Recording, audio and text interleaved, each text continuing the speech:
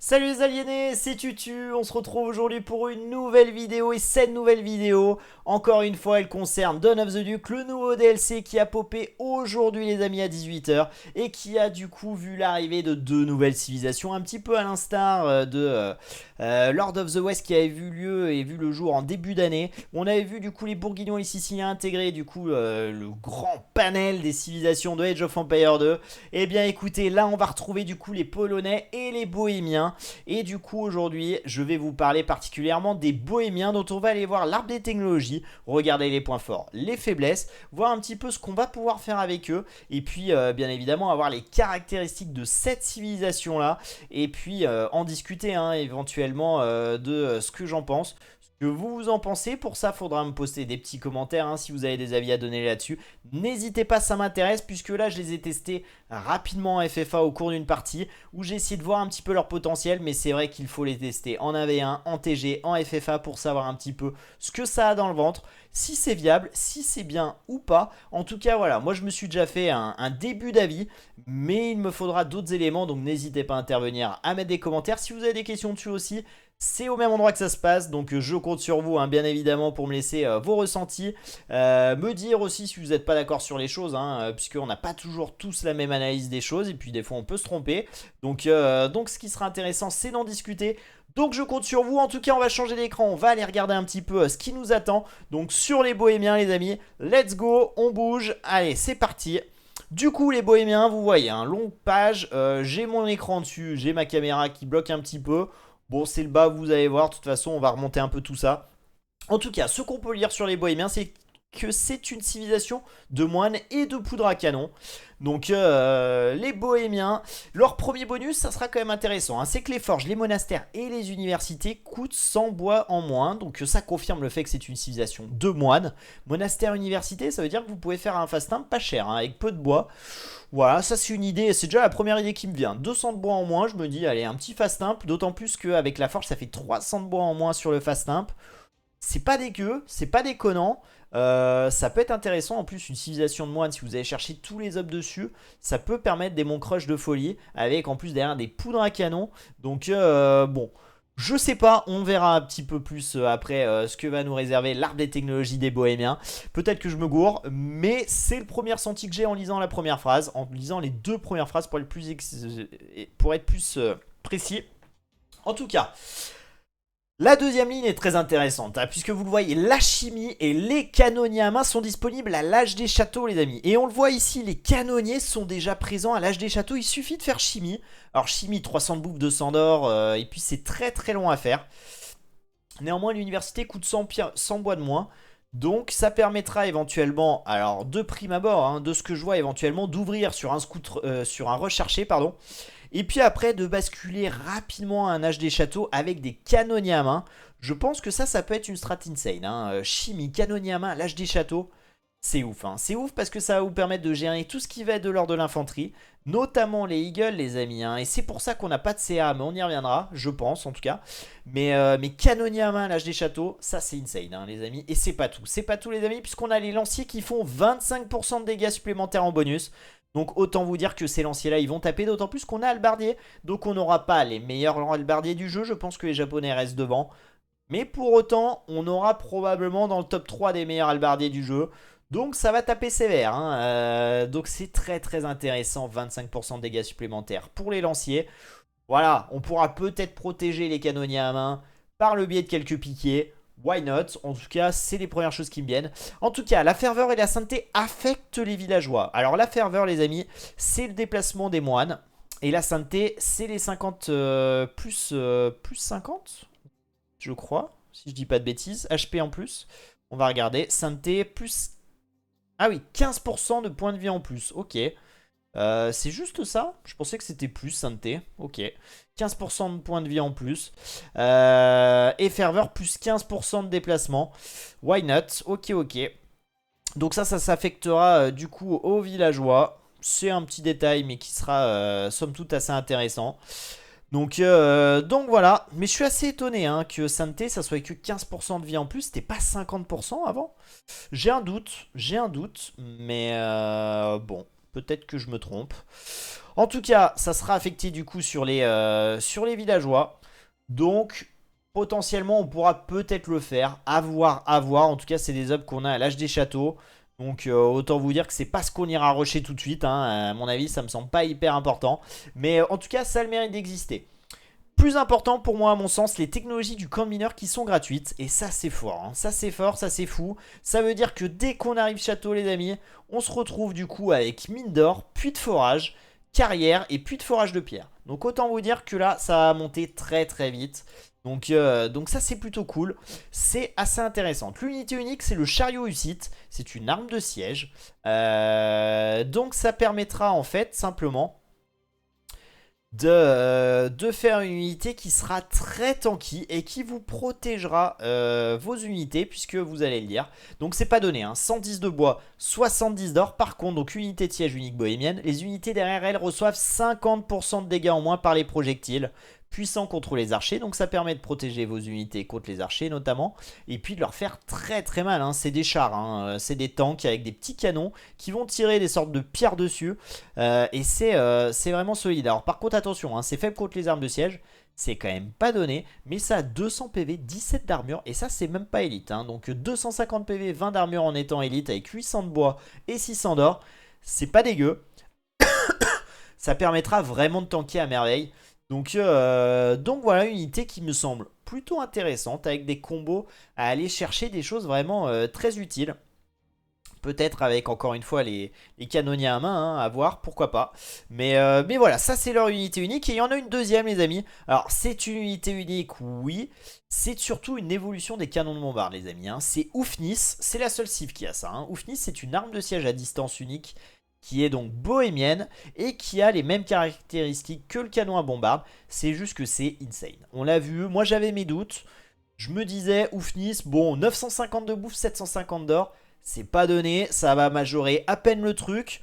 Et en fait, il faut vous représenter que c'est des onagres, à bombarde. On va le qualifier comme ça. C'est que ça fait des dégâts de zone, ça fait tellement mal, ça massacre tout, ça se déplace en plus très rapidement, surtout si vous allez chercher tactique de Wagenburg, mais on en reparle juste après.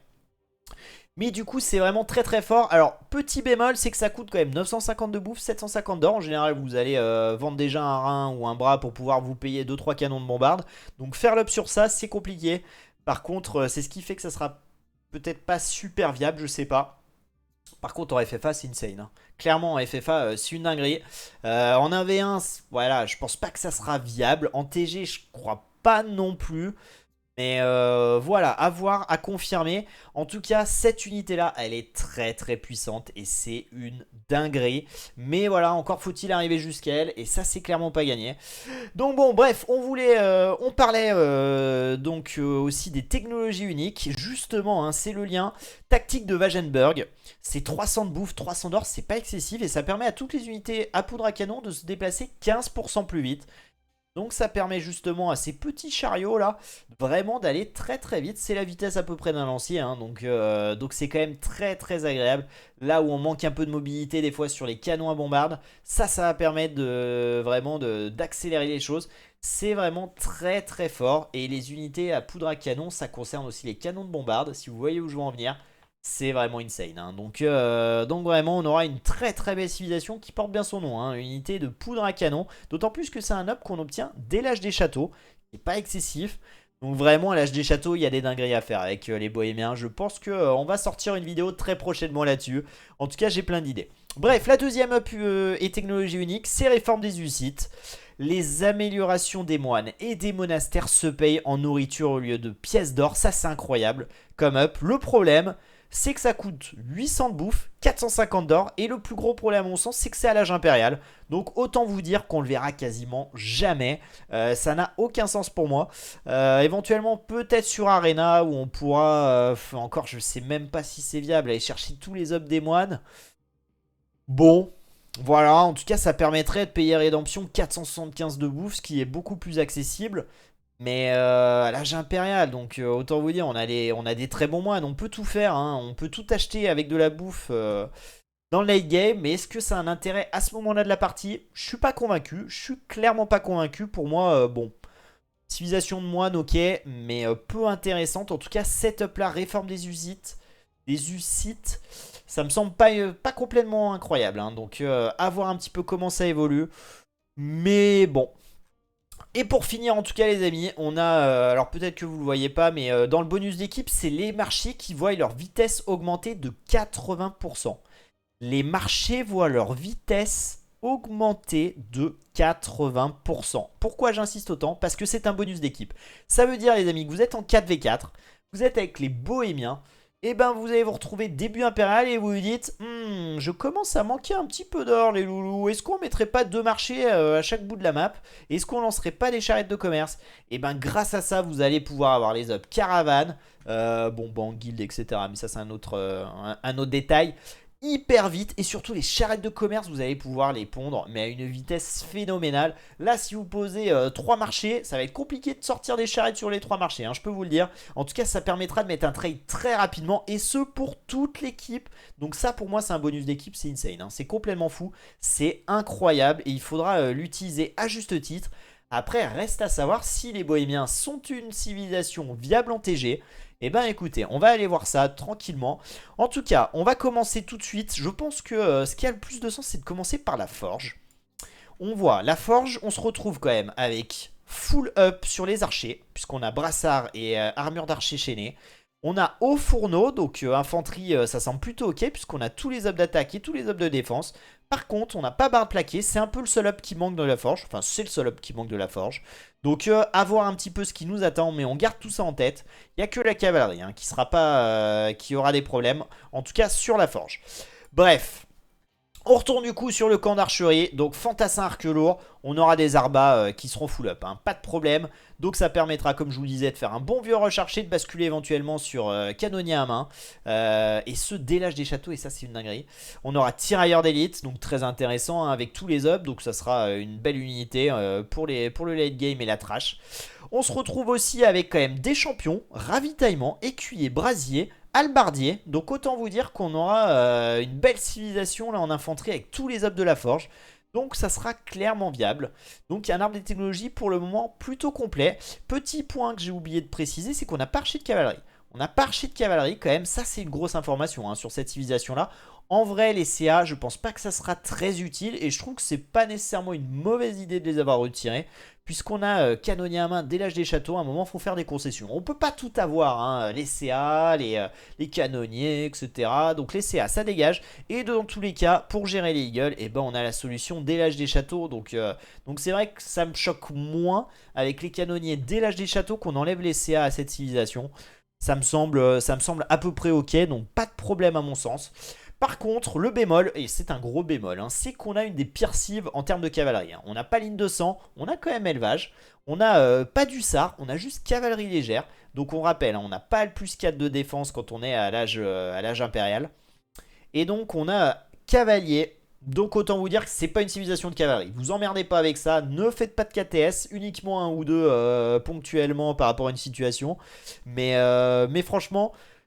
On verra pas de scout rush ou de choses comme ça avec cette civ sur le papier en tout cas, même si bien évidemment il y a toujours des UBRU qui pourraient tenter de le faire.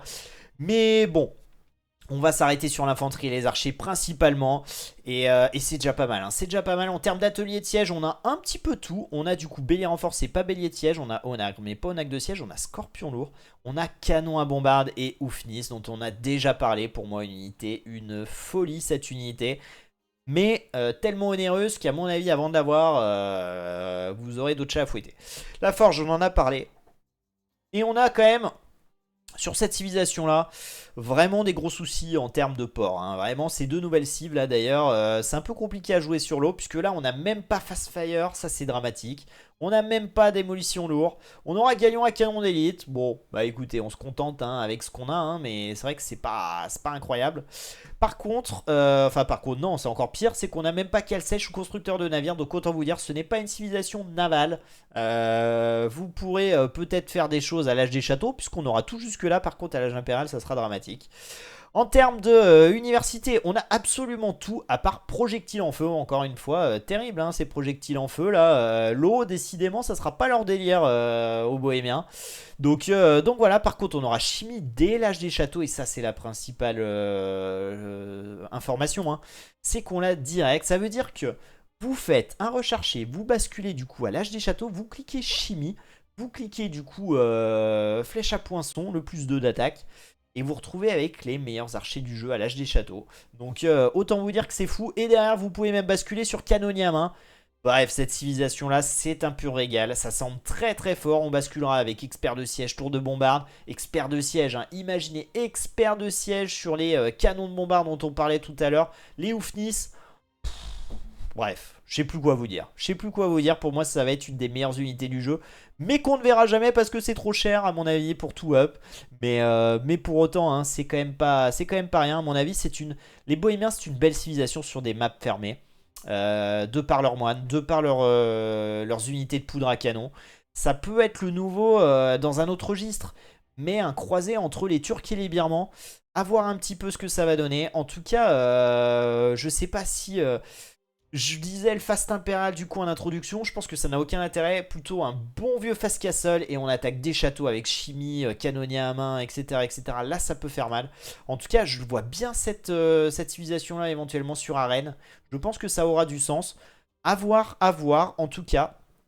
On aura quand même de belles choses. On n'a pas palissade, ça c'est un détail, mais voilà, il fallait en parler. Il fallait le dire pour la vidéo, pour qu'on soit complet. En termes économiques, ça c'est intéressant. On aura quand même, c'est très simple, on aura tous les ups économiques, à part alternance des cultures. En plus, on le sait, hein, on le disait en introduction, mais on aura tous les ups à ce niveau-là qui seront offerts par la maison bohémienne. Donc ça fait plaisir. Et du coup, on aura tout ce qui est de l'ordre du bois. On aura tout sur le marché. On rappelle que les marchés, on voit leur vitesse augmenter de 80%. Donc vous cliquez guild, elle va arriver très vite, guild. Hein. Guild, banque, tout ça. Caravane, ça va popper très très vite. Donc c'est très fort. Pour moi, les bohémiens, c'est une civilisation très très intéressante. Qu'on pourra jouer, à mon avis, en 1v1. Qu'on pourra même jouer en TG et qu'on devra peut-être même jouer par obligation en TG. Donc attention à eux. Je pense vraiment que c'est un très très bel ajout. Encore une fois, les bohémiens, je pense qu'il y aura des petites modifications qui arriveront à gauche à droite pour pouvoir justement rééquilibrer les choses parce que ça vient d'arriver. Donc forcément, hein, c'est quand la communauté jouera avec ces nouvelles civilisations qu'on saura ce qui va, ce qui ne va pas et qu'on pourra réajuster. Mais en tout cas, moi, sur le papier, les bohémiens, ça me plaît beaucoup, beaucoup. Bref, on va changer d'écran. Donc vous l'avez compris, moi les bohémiens c'est un petit peu mon coup de cœur de cette extension. Je pense que ça sera très performant. En tout cas j'ai plein d'idées, ça m'inspire beaucoup hein, en termes de stratégie. Donc j'ai hâte de voir un peu ce que vont en faire les joueurs. Et notamment aussi les joueurs du quotidien, les professionnels.